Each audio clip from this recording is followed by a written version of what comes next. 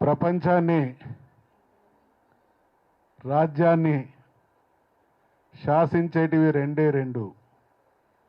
ఒకటి రాజ్యాధికారం, రెండవది డబ్బు. ఈ రెండిటికి కారణభూతమైనటువంటి నువ్వు వాటిని అనుభవించడంలో లేకపోతున్నావు అనేటువంటి వాస్తవాన్ని గ్రహించాల్సినటువంటి అవసరం ఉంది. చాలా గంభీరమైనటువంటి మాటలు చెప్తా ఉన్నాం. ఏమని? దేశంలో 56% ఉన్నాం, 55% ఉన్నామని. అసలు ఈ దేశంలో రాజ్యాధికార మార్పిడి ఏ రకంగా తలక్రిందులైతా ఉన్నదో అనే విషయాన్ని గ్రహిస్తే,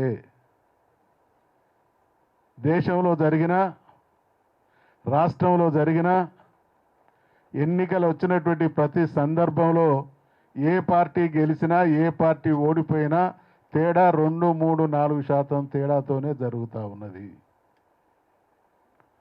2, 3, 4%తోనే రాష్ట్రాల భవిష్యత్తు, దేశం భవిష్యత్తు మారినప్పుడు 56%గా ఉన్నటువంటి నీ చేతిలో ఉన్నటువంటి ఆయుధాన్ని మనం సద్వినియోగం చేసుకోకపోవడమే మన బలహీనత అనేటువంటి విషయాన్ని గ్రహించాల్సినటువంటి అవసరం ఉంది. చాలా ఆనందం, ఒక్కొక్కసారి బాధ. ఆర్ కృష్ణయ్య గారిని పొగుడుతుంటే సంతోషం. ఆర్ కృష్ణయ్య గారు చేస్తున్నటువంటి సేవను చూస్తే తన్మయత్వం.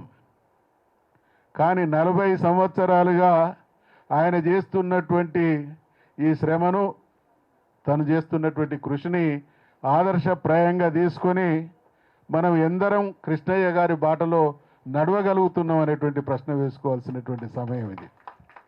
ఈరోజు రాష్ట్రంలో అన్ని పార్టీలు బీసీ జపం చేస్తున్నాయి. ఇది ఏ ఒక్కరి పోరాటం కాదు, మన అందరి పోరాటం వల్లే అన్ని రాజకీయ పార్టీలు మనకు మద్దతు ఇవ్వడం వల్లనే ఈరోజు బీసీ వాదం బలంగా రాష్ట్రంలో ఉంది. అది ప్రభుత్వం గుర్తించింది, పార్టీలు గుర్తించింది. దీన్ని మరింత ముందుకు తీసుకుపోవాల్సినటువంటి బాధ్యత ముఖ్యులందరి మీద. చాలామంది జిల్లా ముఖ్యులందరూ వచ్చారు. మీరు మీ నియోజకవర్గాల్లో, మీ జిల్లాలో ఈ ఉద్యమాన్ని బలోపేతం చేయడానికి ముందుకు తీసుకుపోవాల్సినటువంటి అవసరం ఉంది. ఈరోజు లోకల్ బాడీ రిజర్వేషన్ అనేది విజయం సాధించాం.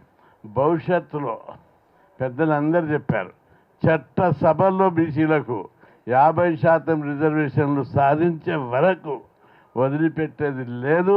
అది మన హక్కు, రాజ్యాంగబద్ధమైన హక్కు, ప్రజాస్వామ్యబద్ధమైన హక్కు. ఇది కీలకమైనటువంటి ఉద్యమం దశకు చేరుకున్నటువంటి తుది నిర్ణయం అది.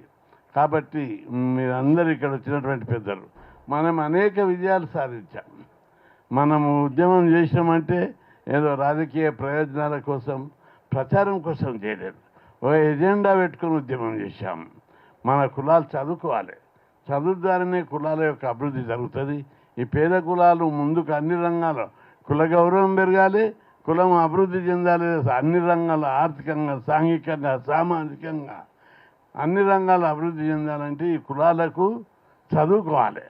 చదువుకోవాలంటే మీరు ఒకటి గుర్తుపెట్టుకోవాలి, 30-40 ఏళ్ళ కింద, 40 ఏళ్ళ కింద హాస్టల్ సీట్ దొరికితే తప్ప చదువుకునేటువంటి పరిస్థితి, స్కాలర్షిప్ వస్తే తప్ప చదువుకునేటువంటి పరిస్థితి, ఫీజులు మాపి అయితే తప్ప చదువుకునేటువంటి పరిస్థితి. అట్లాంటి పేదరికం పరిస్థితి ఉండే 30-40 ఏళ్ళ కింద. ఆ రోజుల్లో హాస్టళ్ళు పెట్టాలి, క్వాలిటీ ఎడ్యుకేషన్ కోసం గురుకులాలు పెట్టాలి. గురుకులాల స్కీమ్ కోసం మామూలు పోరాటం చేయలే. 82-81 లోపల, విజయభాస్కర్ రెడ్డి పీరియడ్ లోపల చాలా పోరాటం చేశాం. కాబట్టి ఈ పరంపర కొనసాగిద్దాం. ఇప్పుడు రిజర్వేషన్ల కోసం, రాజ్యాధికారం కోసం జరిగే మహాపోరాటం లోపల మరింత యాక్టివ్ రోల్ మీరు తీసుకోవాలి. ఇక్కడ వచ్చిన పెద్దలందరూ నియోజకవర్గ కమిటీలను వేసి భవిష్యత్తులో అనేక పోరాటాలకు పునాది ఉంది.